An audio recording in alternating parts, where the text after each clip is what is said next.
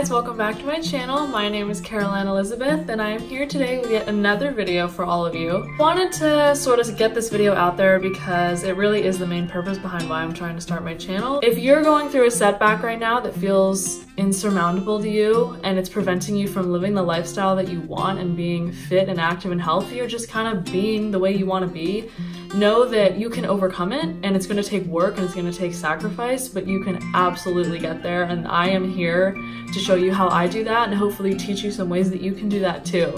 So if that sounds like something that you're interested in, please hit that subscribe button, stick around, and let's do this together because we're all in this together and let's make this a really great community. I thought I would jump into my story and how I deal with chronic knee pain. I have had it since just after turning 19, so my birthday is in April. Oh, hello. I got it in mid-June of that same year, just after I turned 19. I've been dealing with it ever since. I'm currently almost 21. So I've had it for about a year and a half. So I thought I'd share with you all how I deal with that and sort of what my inspiration is for being here behind the camera right now and why I'm trying to do this.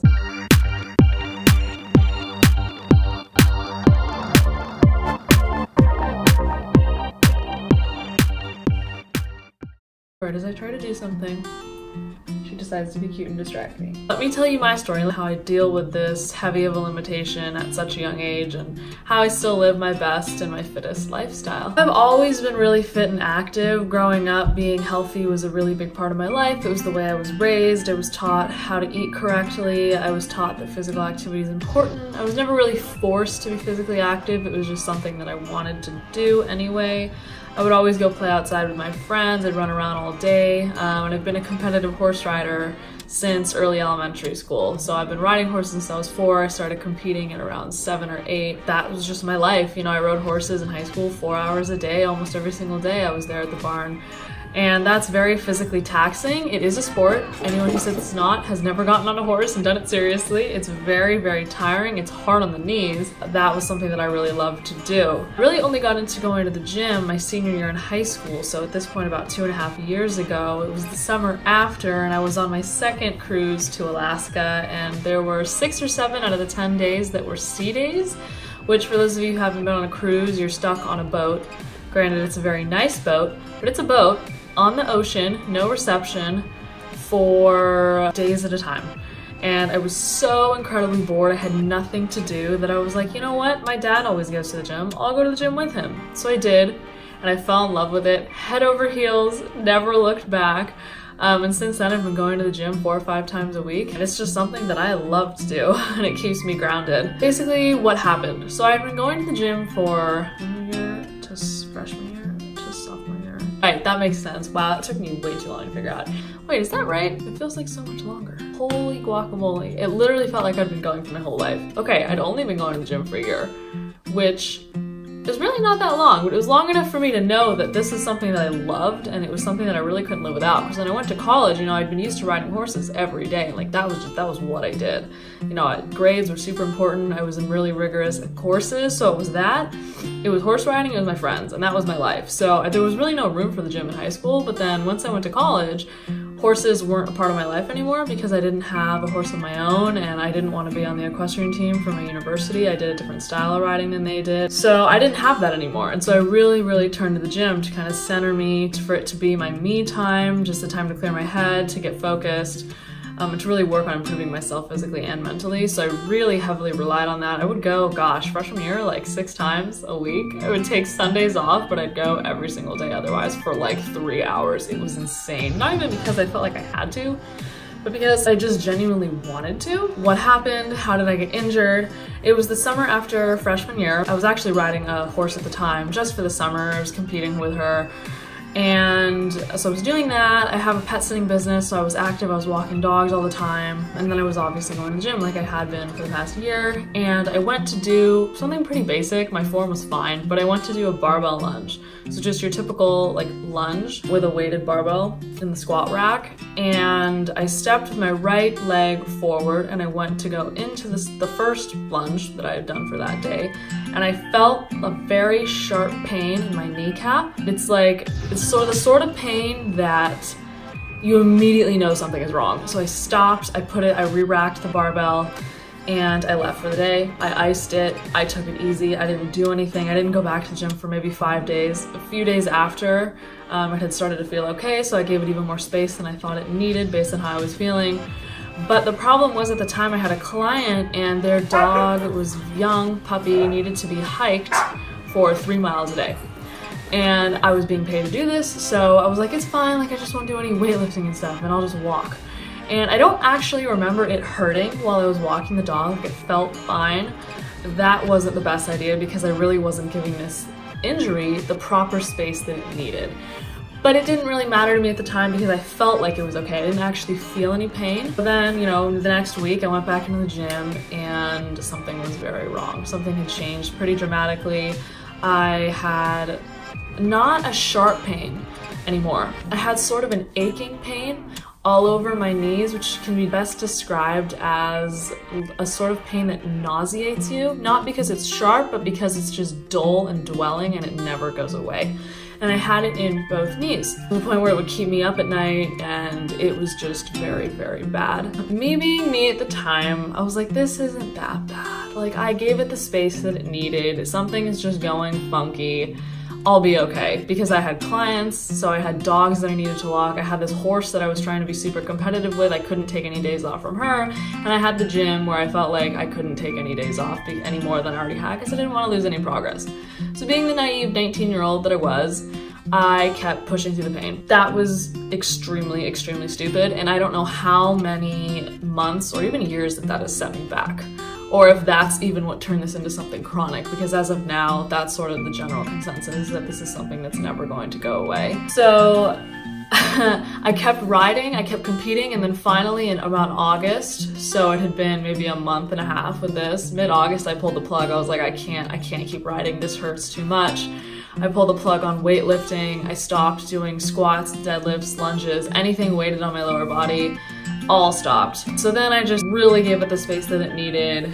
The only thing I did on my lower body was work with resistance bands, like fire hydrants and kickbacks and things that put absolutely no strain on my knees. So I could sort of keep the strength up in my lower body as much as I could without actually putting real strain on my joints in the lower body. I did that, and then finally come October, 4 months, I went to see a physical therapist at my university for the first time. She gave me a routine. I kept sticking with that for 4 months straight. I felt really no improvement at all. But meantime, I'm a student at a very hilly university and I need to get to class, so I'm walking everywhere. I have a fitness tracker, an Apple Watch. Go check out my video on fitness trackers. That was recording how far I was walking, and it was 6 miles a day, and I was like, this sucks, this is not giving it the space that it needs. So I bought an electric bike and I started biking everywhere around campus, which helped a good amount, but I was still in pain and I didn't know why. I had given it not as much space as it needed, I guess, which is as much space as I could really afford to give, and I felt absolutely no improvement. It was the kind of thing where I would feel it sitting, I would feel it standing, I would feel it going upstairs, walking, just getting out of bed, lying down. I felt it all the time. And on a scale from 1 to 10, it was maybe a 5 or a 6, so it wasn't like, oh my god, I can't breathe, I'm in so much pain, but it was just always there. So finally, summertime rolls around and I'm like, listen, this needs to go away. I need to delve deeper into what the heck is going on because I'm too young for this to be happening. So I went to see someone at Stanford Medical Center around where I live, and he gave me a diagnosis. Oh, but even before that, I went through chiropractic work because my boyfriend has a chiropractor back in his hometown. He swore up and down by him, and so had many people in his family. So I was like, all right, I'll check it out. I'll check out this chiropractor. Didn't work. So then I get home, I go see that practitioner. He was a sports medicine doctor, an orthopedic surgeon. I didn't want someone who was just surgery because that was the last option I wanted. I wanted rehab long before I was ever going to consider surgery.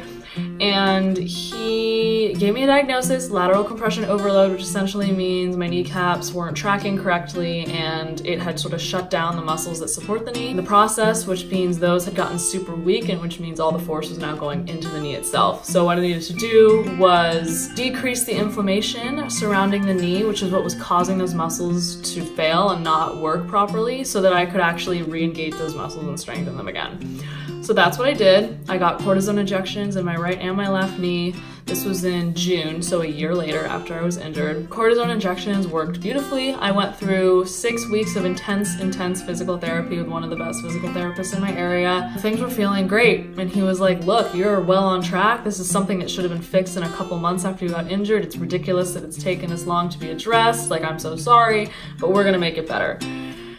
And so then by the time I left for the East Coast, which was in the end of July, I spent 2 weeks in Boston and a week in New York City. I was walking 12 miles a day and I was like, this is amazing. I had gone back to doing light squats, some deadlifts, some lunges. I was easing back into my normal routine and things were feeling great. Up until about 2 months ago, so in November, early November, I woke up one day and the pain was back. And I was like, this means that it wasn't fixed.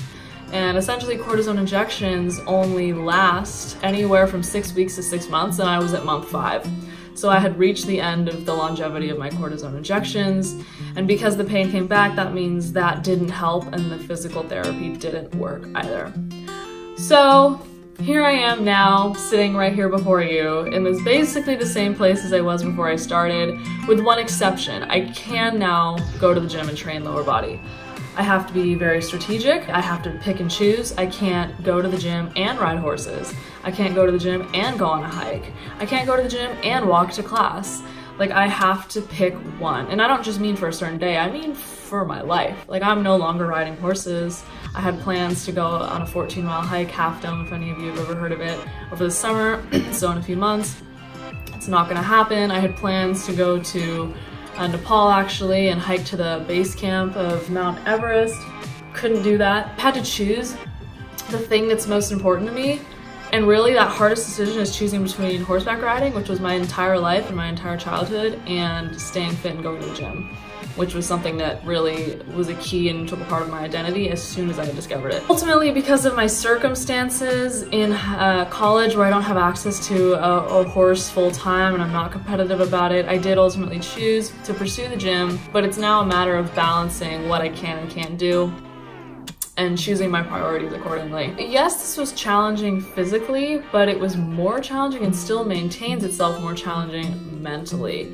Because I am so young and I do like to be so active that essentially my life has been flipped upside down and I have to treat myself like I'm 75 years old and arthritic. And it's really hard to be that limited at this young of an age, but ultimately, you know, how do you deal with this? You remind yourself that everyone is dealt a different hand in life and that I believe everything happens for a reason. And because of this injury, I sit before you right now. I really am trying to make something of this community and this channel to preach and teach that you can overcome anything you set your mind to, and that no limitation is a limitation too large. And I always maintain perspective. You know, I'm very blessed and very privileged to be getting the education that I have, to live where I do, to have the friends that I do, and to even be able to go to the gym at all. Like, I have working limbs and I have a functioning, healthy body for the most part. So it's all about maintaining that perspective and playing the hand that you're dealt, and trying to believe that everything happens for a reason. And again, every bad thing that's happened in my life, I've seen later that, you know what, I think that happened to me for a reason. I'm happy that it did, because it's led me to where I am today. Maybe you're struggling with something similar, whether it's a physical limitation or a circumstantial limitation, something that you feel is holding you back from achieving your fitness goals. And I am the living proof, and I'm here to tell you that anything you set your mind to, you can do. You can overcome any obstacle and achieve any fitness goal. Really, truly, you can. Thank you, and I will see you in my next video.